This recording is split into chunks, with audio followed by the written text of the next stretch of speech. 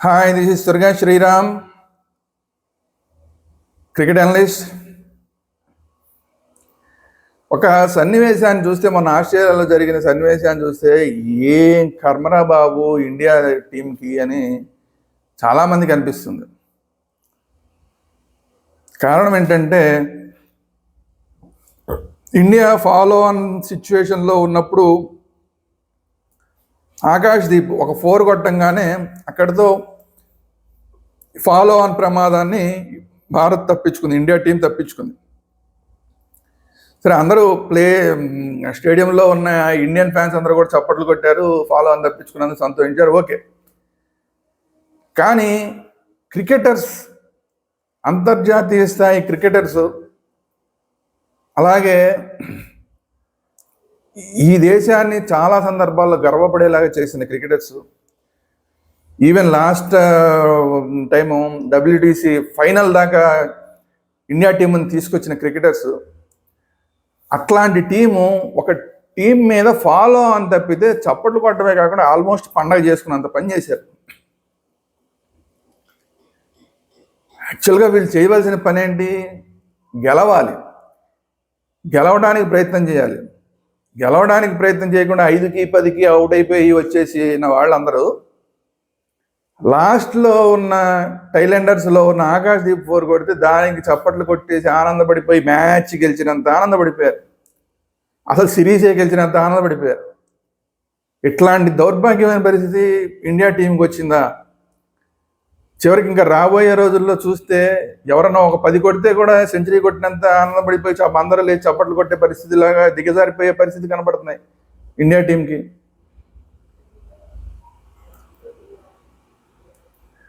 అసలు ఎలాంటి టీము ఎలాగైపోయింది? అసలు ఆ టీంలో ఏం జరుగుతుంది? అసలు ఒకళ్ళకొకరికి కోఆర్డినేషన్ లేదు, టీంలో కోఆర్డినేషన్ లేదు. రన్స్ తీసేటప్పుడు వికెట్ల మధ్యన ఇద్దరు ప్లేయర్స్కి కోఆర్డినేషన్ ఉన్నట్లేదు.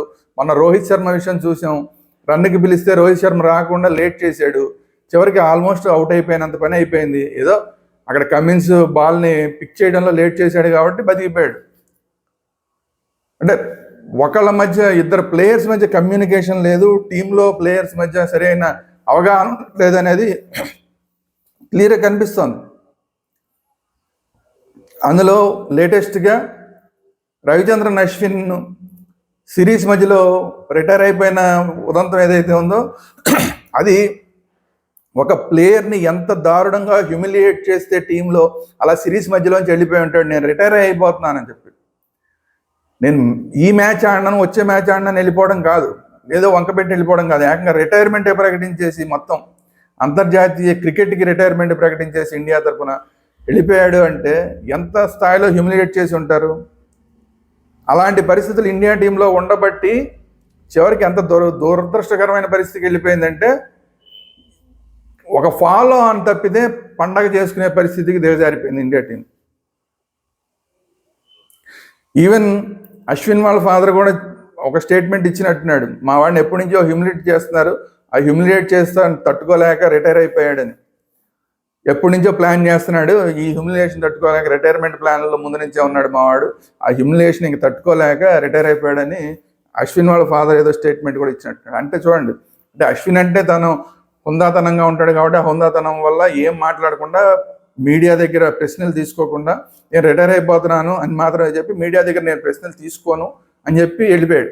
ఆ ప్రశ్నలు తీసుకోను అని వెళ్ళిపోవడంలోనే అన్ని విషయాలు బయటపడినాయి. తర్వాత అశ్విన్ ఫాదర్ నుంచి స్టేట్మెంట్ వచ్చింది. సరే, అశ్విన్ తర్వాత ఏదో చెప్పాడు అనుకోండి, మన ఫాదర్కి మీడియా గురించి వీటన్నిటి గురించి తెలియదండి, కానీ వాస్తవం ఏంటనేది అశ్విన్ ఫాదర్ స్టేట్మెంట్లో ఉంది.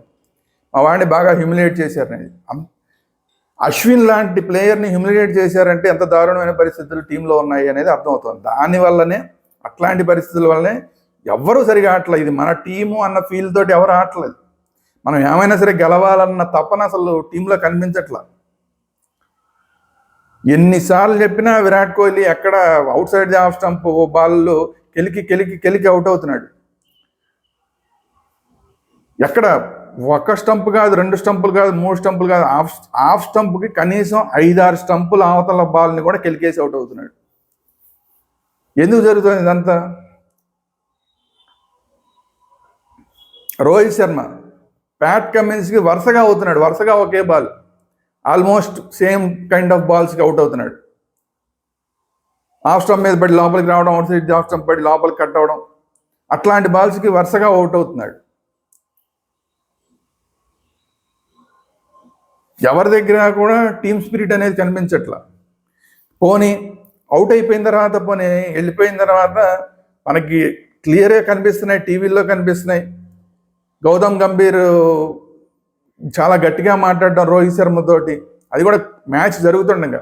మ్యాచ్ అయిపోయిన తర్వాత డ్రెస్సింగ్ రూమ్లోకి వెళ్ళి వాళ్ళు ఏం మాట్లాడుకున్నా కూడా ఓకే, కానీ మ్యాచ్ జరుగుతూ ఉండగానే ఇంకా రోహిత్ శర్మ అవుట్ అయ్యి వెళ్ళి కూర్చోగానే ఇద్దరి మధ్యన కూడా వర్డ్స్ అన్నీ కూడా చాలా హాట్గా డిస్కషన్ జరుగుతున్నట్టు కనబడుతుంది టీవీల్లో.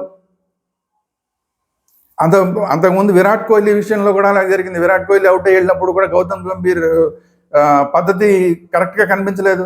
డ్రెస్సింగ్ రూమ్లో మాట్లాడుకోవాల్సిన వాటన్నిటిని కూడా ఆన్ ఫీల్డ్ ఒక పక్కన మ్యాచ్ జరుగుతుండగానే కెమెరాలన్నీ వాళ్ళ వైపు చూపిస్తుండగానే చాలా సీరియస్గా మాట్లాడడం విరాట్ కోహ్లీ తోటి. ఇట్లాంటి పరిస్థితి వల్లే కదా ఇప్పుడు అశ్విన్ రిటైర్ అయిపోయి వెళ్ళిపోయింది. విరాట్ కోహ్లీతోని రోహిత్ శర్మతోని ఆ విధమైన బిహేవియర్ ఉంటే, సేమ్ అదే రవిచంద్రన్ అశ్విన్ తోటి అలాంటి బిహేవియర్ ఉంటే తట్టుకోలేక అతను వెళ్ళిపోయినట్టున్నాడు.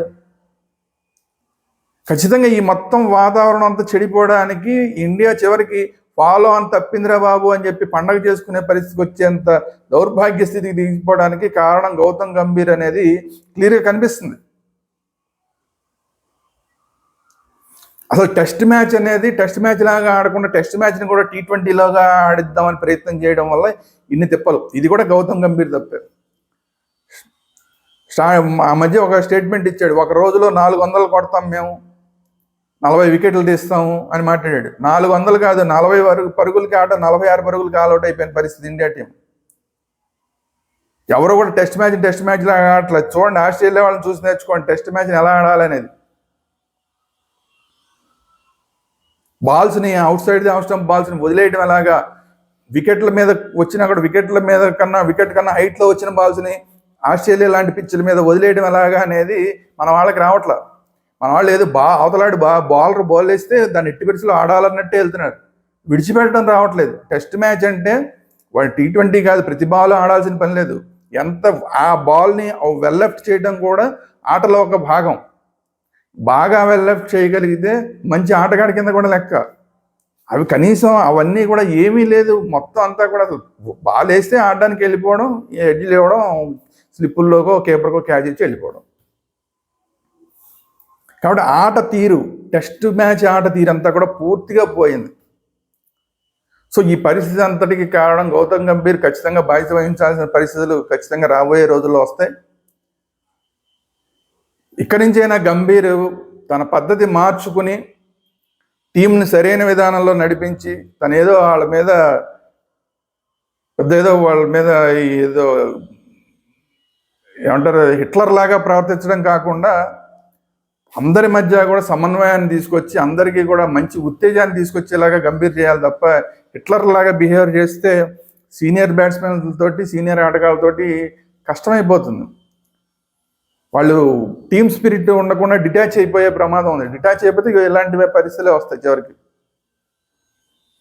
సో అందువల్ల ఇప్పటికన్నా గౌతమ్ గంభీర్ తన పద్ధతిని మార్చుకుంటే బాగుంటుంది. లేకపోతే ఈ సిరీస్ మిగతా 2 మ్యాచ్లు గెలిస్తే ఓకే, గెలిచి సిరీస్ కనుక గెలిస్తే ఓకే, కానీ మిగతా 2 మ్యాచ్లు కూడా ఓడిపోతే కనుక గౌతమ్ గంభీర్ యొక్క ఫ్యూచర్ కోచ్గా ఖచ్చితంగా ప్రశ్నార్థకం అయ్యే పరిస్థితులు అయితే ఖచ్చితంగా వస్తాయి. ఇది ఈరోజు వీడియో. ఈ వీడియో కనుక మీకు నచ్చినట్టయితే లైక్ చేయండి. మీ అభిప్రాయాలు ఏంటనేది కామెంట్ రూపంలో తెలియజేయండి. ది సేమ్ టైం ఈ వీడియోని అందరికీ షేర్ చేయండి. అలాగే మన 2 ఛానల్స్, వేదాంత ఛానల్లో క్రికెట్తో పాటు అన్ని అంశాలు వస్తాయి, రాజకీయ అంశాలు కానీ సినిమా అంశాలు కానీ అన్ని అంశాలు వస్తుంటాయి. సో వేదాంత ఛానల్ని సబ్స్క్రైబ్ చేయండి. At the same time cricket అంశాలు మాత్రమే వచ్చే క్రికెట్ వేదాంత ఛానల్ని కూడా అందరూ, క్రికెట్ అభిమానులందరూ కూడా సబ్స్క్రైబ్ చేసుకోండి. Thank you very much.